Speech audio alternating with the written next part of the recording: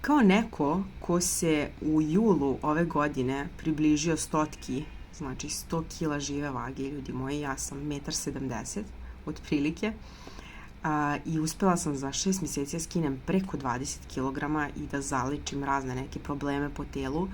Mislim da sam skupila dovoljno informacija i da mogu sa vama da podelim sve te neke fore, iako ja nisam ni jednom ušla u teretanu. Nisam pila nikakve specijalne napitke, uzimala neke tabletice za mršavljenje ili ne znam, mikseve čajeva. Sve to sam izgubila na veoma lak način i postoji samo par caka o kojima želim danas da pričam i da vam pomognem da vi takođe smršate i da se izlečite od raznih nekih stvari. I sad sam ja ovde uzela da zapišem sve te cake da ne bih nešto zaboravila i verovali ili ne, 3 su vezane za soli. Sad se vi verovatno pitate kako so, plašite se soli, zašto? Zato što su svi ovi doktori, pametnjakovići, stalno pričaju, pogotovo ako imate problema sa pritiskom, pričaju da so treba da se izbaci i masti, a to ne može biti dalje od istine.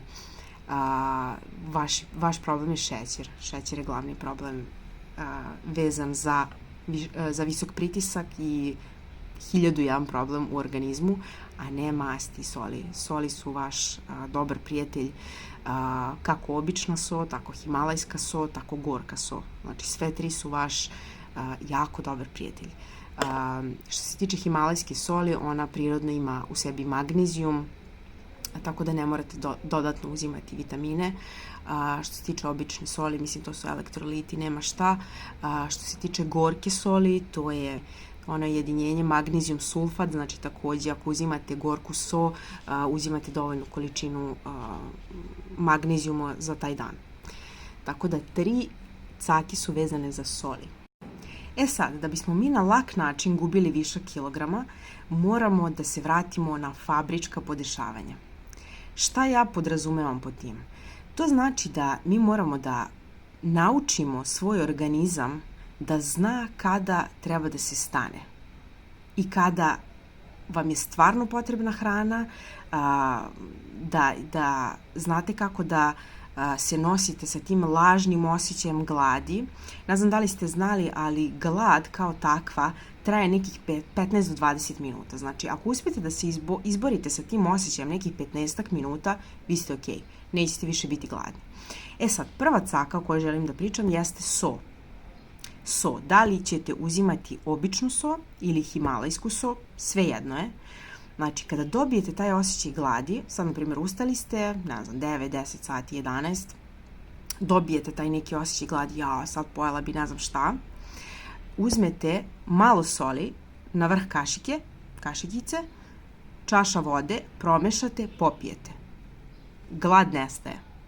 Znači, možete uzimati običnu so.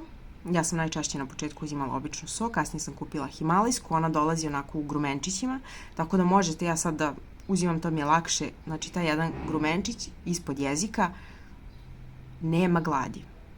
Znači, tih 15-20 minuta su krucijalni.